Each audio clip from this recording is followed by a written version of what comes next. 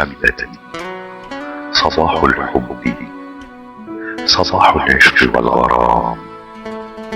كيف حالك يا سيدة قلبي؟ هذا الصباح أشرقت شمسك على وجهه، فكان أجمل الأيام. حبيبتي يا من أنا عاشق هواها، دعيني أكون شمسك يا كون حبي، ودعيني أكون قمرك يا ليل عشقي، ودعيني أكون نجومك يا سماء غرامي، ودعيني أكون قلبك يا من تملكين جسدي، ودعيني أكون روحك يا من تعيشين داخل روحي، يا من نقشت حروف اسمها بحروف حبي داخل قلبي. أنت يا من قلت لها أحبك ولن أحب غيرك، سيدتي قلبي. تأكدي أنني سأكون بانتظارك كي تشرق علي شمسك من جديد. أمام عيني رأيت أجمل ما في الوجود، فلو قلت أنني رأيت وجها أجمل من وجه القمر ربما كنت أكذب، ولو قلت أنني رأيت ملاكا أجمل ملائكة السماء ربما كنت أكذب. فلماذا أوصف جمالها؟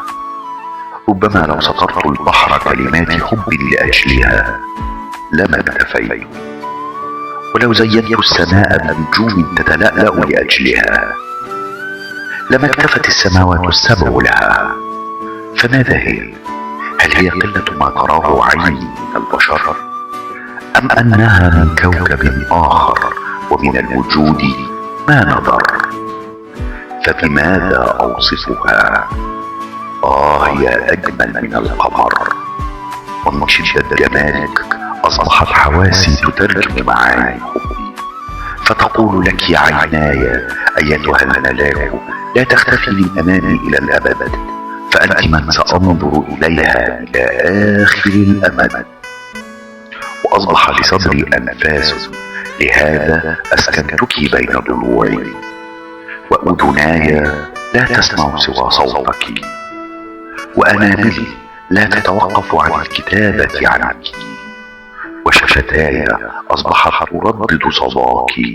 فأنت يا حبيبتي لست مجرد ملاك من ملائكة الحب، بل أنت من تملكين مملكة الحب. فيا حبيبتي لو كتبت لك سطور عمري حبا لانتهى عمري قبل انتهاء أول كلماتي.